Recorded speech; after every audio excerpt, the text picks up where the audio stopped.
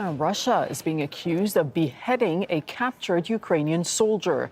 The Ukrainian President Volodymyr Zelenskyy said this act would not be forgotten or forgiven.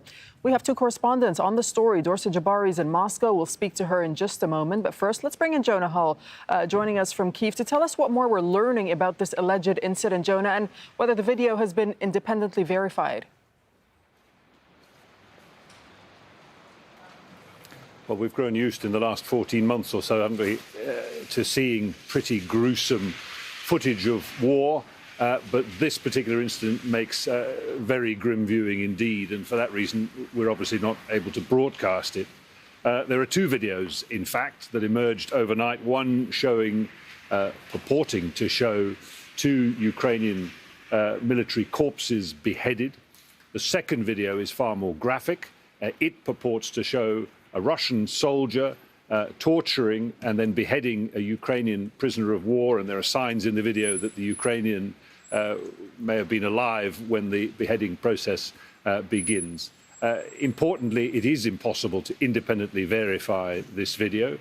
Equally, it is impossible to independently verify its context, the units involved, where it happened, or when it happened, although it's been pointed out that the foliage in the surroundings in the video, particularly lush and green, suggests that this was taken at the very least well before the start of winter last year. It's gained a lot of traction on social media and has generated some significant comment here in Ukraine.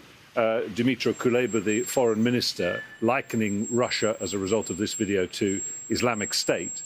And of course, President Zelenskyy releasing a statement of his own, calling on world leaders to react. He said, don't expect this to be forgotten by us. We are not going to forget. Here's what he had to say. There's something that no one in the world can ignore, how easily these beasts kill. This video, the execution of a Ukrainian captive, the world must see it. This is a video of Russia as it is, the kind of creatures they are. There are no people for them, a son, a brother, a husband, someone's child. This is video of Russia trying to make this a new norm, such a habit of destroying life.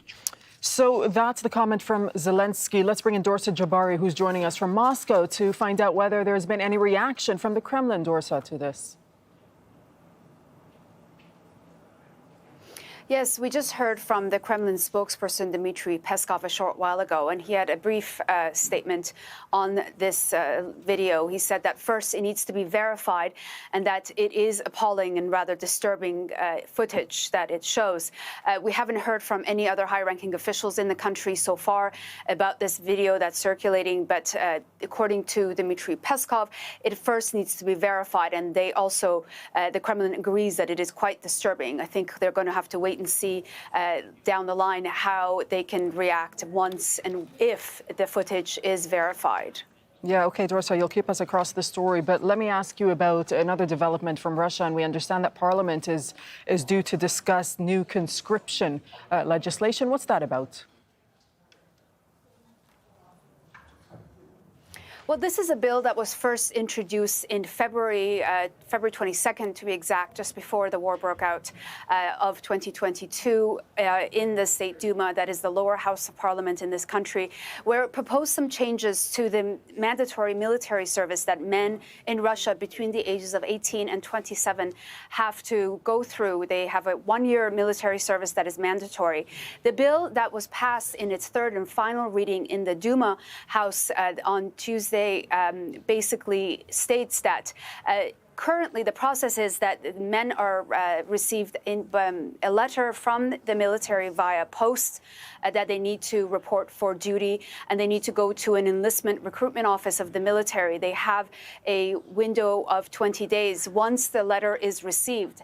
Now, when the Defense Ministry issues these letters, it takes them up to 7 days to verify that it's been received by the person they sent it out to. Now, the changes they propose is that this is going to become a digital system. And according to the Kremlin, it is because the enlistment process was such a chaotic mess over the past few months that they decided to move to a digital system. Now, that means as soon as a person's details are uploaded on the system, they will be considered served. They will have 20 days from that date that the details are uploaded to report to a facility to report for duty.